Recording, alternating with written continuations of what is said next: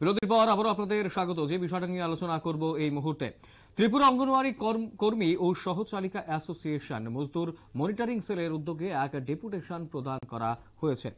ডেপুটেশনে ৮ দফা দাবির ভিত্তিতে গোটা বিষয়টা তারা তুলে ধরেছেন এবং যে বিষয়গুলো তারা ডেপুটেশনে রেখেছেন, অঙ্গনওয়াড়ি কেন্দ্রে চালের ড্রাম, আলমারি ও শিশু খাদ্য রাখার জন্য পাত্র ব্যবস্থা করা অতি আবশ্যক এবং ত্রিপুরা অঙ্গনওয়াড়ি কর্মী ও সহায়িকা অ্যাসোসিয়েশনের মজদুর মনিটরিং সেলের উদ্যোগে এই ডেপুটেশন প্রদান করা হয়েছে।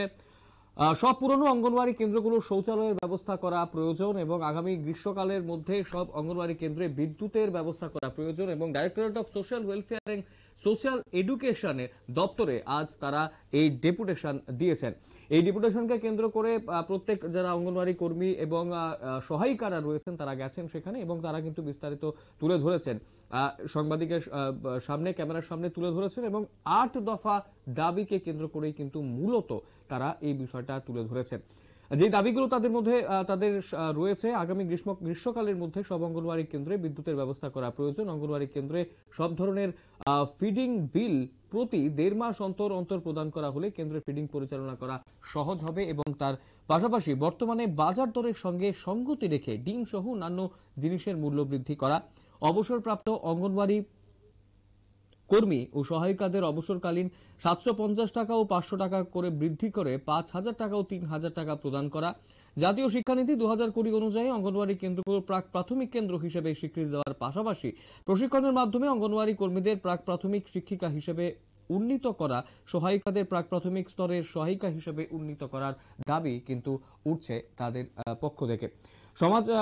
সমকাজে সমবেতন এবং সরকারি কর্মচারী হিসাবে স্বীকৃতি প্রদান না করলে ৭টা থেকে ১১টা পর্যন্ত অঙ্গনওয়াড়ি কেন্দ্র পরিচালনা এবং ১১টা থেকে ১২টা পর্যন্ত হোম ভিজিট করার যে দাবি তারা কিন্তু করেছেন। গোটা বিষয়টাকে কেন্দ্র করে কি বলছেন সংশ্লিষ্টরা শুনবো। অঙ্গনওয়াড়ি কর্মী এবং সহায়িকা অ্যাসোসিয়েশনের পক্ষ থেকে আজকে ৮ দফা দাবি নিয়ে এবং ওনাদের ছোট ছোট যেগুলো নিত্য প্রয়োজনীয় জিনিস এবং এই রাষ্ট্রবাদী সরকার ক্ষমতায় আসার পর অঙ্গনওয়াড়ি দিদিমণিদের বিভিন্ন বিষয় নিয়ে যেমন ওনারা ছোট ছোট সমস্যার সমাধান করছে, পাশাপাশি আরো সমাধান কিছু করার জন্য আমাদের আজকে এখানে আসা মাননীয় ডাইরেক্টর মহাশয়ের কাছে।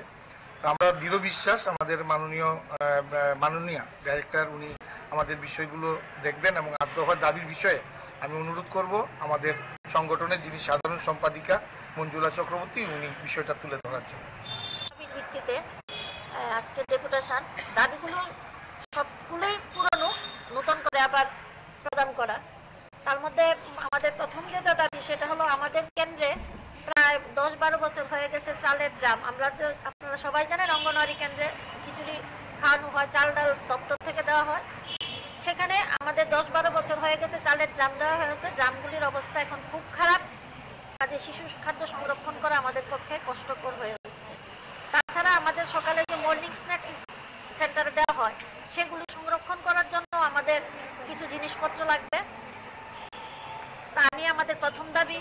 দ্বিতীয় দাবি হচ্ছে আমাদের প্রত্যেকটা অঙ্গনওয়াড়ি কেন্দ্রে পুরনো যেগুলো, নতুনগুলোতে শৌচালয় আছে কিন্তু পুরনো যে অঙ্গনওয়াড়ি কেন্দ্রগুলো আছে সেগুলোতে কোনো ধরনের শৌচালয় নেই, প্লাস অঙ্গনওয়াড়ি কেন্দ্রের অবস্থাও খুব খারাপ, সেগুলোকে মেরামতি এবং শৌচালয়ের ব্যবস্থা করা আমাদের একটা দাবি।